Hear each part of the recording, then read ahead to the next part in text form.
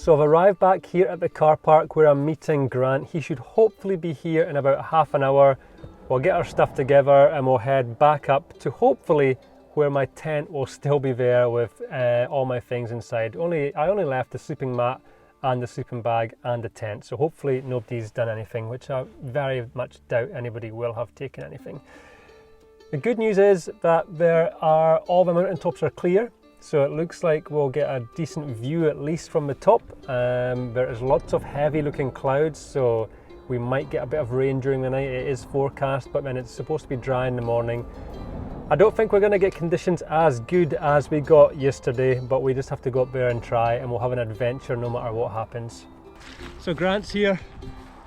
Hello. And we're on our way up to the top. Let's see if he's quite so cheery when we get there. It's going to be tough on the legs. Fit as a fiddle. My legs are already aching. Whew.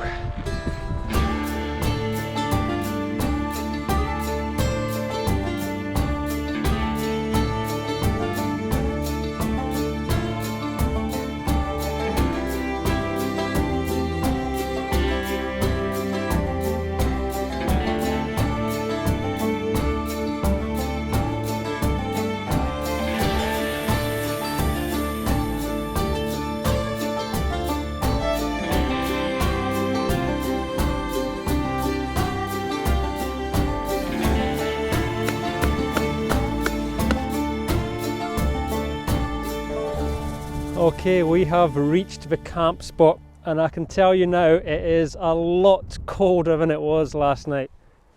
We've just set up Grant's tent behind us in what we're hoping is a kind of sheltered area. My tent is where it was last night. It's still getting battered with the wind. Luckily I've got some extra clothes with me tonight, but we're hoping around sunset the wind might drop and maybe we'll get some sleep tonight. Doesn't look like we're going to get any kind of a sunset. There's a lot of heavy dramatic clouds. As you can see, if I tilt the camera you'll see the dramatic heavy clouds. Hopefully we don't get any rain. Hopefully we wake up and get some light. There's a lot of hoping going on here, but we're going to have an adventure anyway. You just fall over your guy rope. What's your opinion on the camp spot, Grant? I think mine will be maybe a little more sheltered than yours. Okay. Are you happy with the view? Is it alright? Yeah, not too bad. Okay.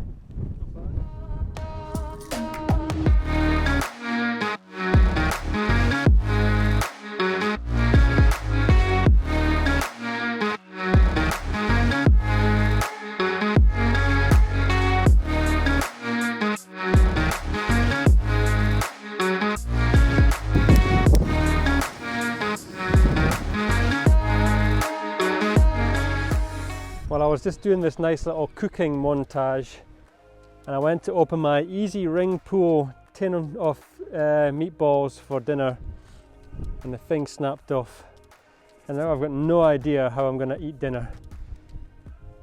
And Grant finds it pretty amusing. Where is he? He finds it quite amusing, of course he does. Oh no man, we need to figure out how to get this. I left my pen knife in the car, which would have a tin opener on it. Maybe I have to try and smash this with a rock or something.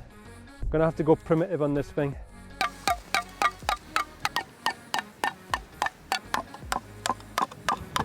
Okay, we are in. Let's get this cooked.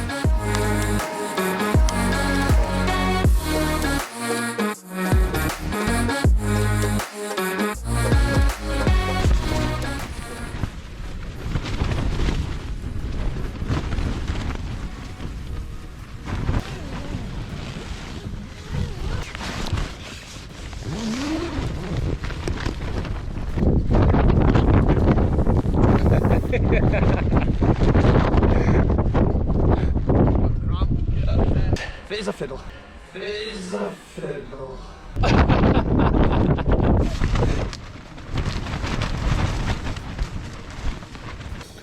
Okay, so let's just do a little bit of a recap on how last night went. I would have to say it's possibly one of the worst night's sleep I have ever had in my life. Not only did this wind pick up and it was been pretty relentless all night, but my very expensive Thermarest super light air mat thing has deflated and it will not re-inflate. Every time I blow it up it goes straight back down.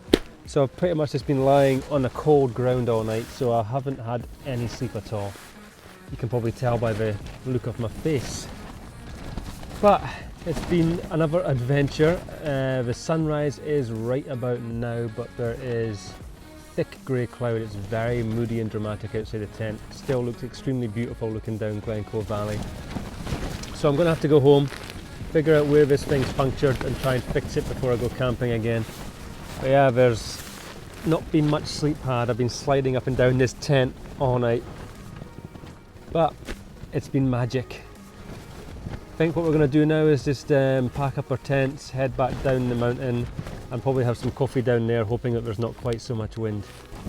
But yeah, it's still been a fantastic adventure.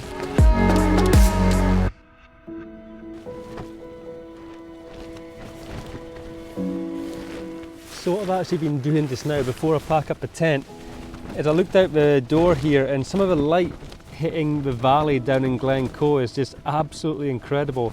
There's this beautiful soft diffused light coming through which gives you all these different layers in the mountains. And I've just been sitting here in my tent with my 100 to 400 lens on, picking out different areas within the landscape. On some of the shots I was using the 882, which is the road which runs through Glencoe. I was using that as sort of like a leading line coming in from the bottom left of the frame, taking you into the foreboding valley. But yeah, I think those are some pretty cool shots considering I'm just sitting here exactly where I slept, or should I say, didn't sleep. Anyway, here's the shots.